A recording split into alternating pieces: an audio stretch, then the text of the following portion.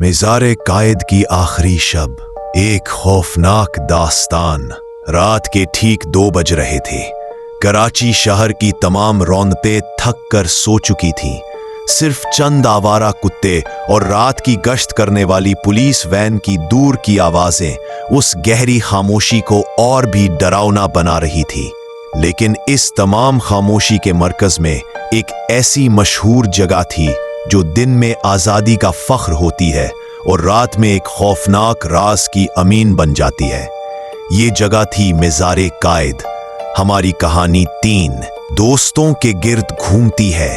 अहमद, जो हमेशा बहादुरी के दावे करता था, सलीम, जो साइंस और मंतिक पर अंधा यकीन रखता था, और आयशा, जो सुकून से देखने में कमजोर मगर सबसे ज्यादा हिस्सास और छठी हिस्स की मालिक थी।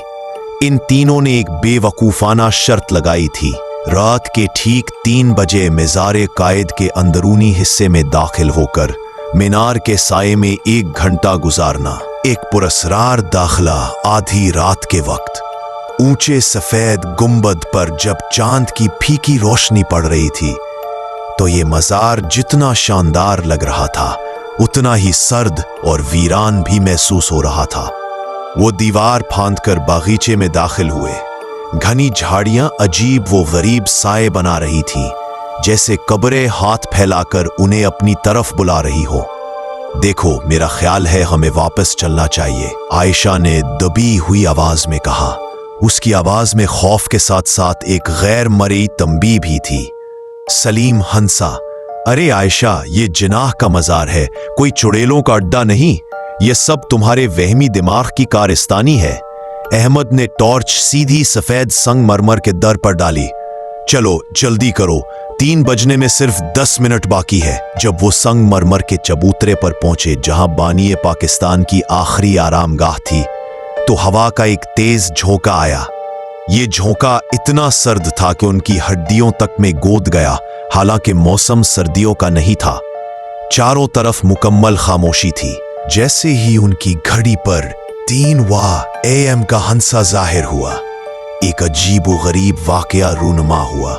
मज़ार के अंदर मौजूद मीनार से, जहां अमूमन तिलावत की आवाजें आती हैं, वहां से एक भारी और सुस्कियों भरी आवाज सुनाई दी। ये कोई इंसान की आवाज नहीं थी। ये ऐसी आवाज थी जैसे कोई सदियों से रुका हुआ गम बाहर निकल रहा हो। सलीम के हाथ से टार्च छूट गई। ये क्या था? उसकी आवाज हकलाने लगी थी। मंतिक का देवता अब कांप रहा था। मैंने कहा था, आयशा ने तकरीबन सरगोशी में कहा, यह जगह सही नहीं है। फिर मज़ार के मरकजी दरवाजे के बिल्कुल नीचे, जहां रोशनी नहीं थी, उन्हें एक सफेद साया नजर आया। साया लंबा होता गया और उन्होंने महसूस किया कि यह कोई आम साया नहीं बल्कि एक पतला इंसानी ढांचा खड़ा है। तुम यहां क्यों आए हो? आवाज दूर से आती हुई महसूस हुई, लेकिन उसकी गूंज उनके कानों के पर्दे पाड़ रही थी। संगे मरमर की सरगोशियां। अहमद, जो अब तक बहादुर बनने की कोशिश कर रहा था, उसका रंग पीला पड़ चुका था। उसने हिम्मत करके टॉर्च उठाई और उसे उस साए की तरफ फेंका। रोशनी पड़ते ही वो ढांचा तेजी से मज़ार के अंदरूनी दीवारों की तरफ फिसल गया। अहमद चलाया और वो तीनों मरकजी सीढ़ियों की तरफ भागे। भागते हुए आयशा ने अचानक अपने कदम रोक लिए। उसकी आंखें मज़ार के इर्द गिर्द बने हुए संगे मरमर के सतूनों पर जमी हुई थी।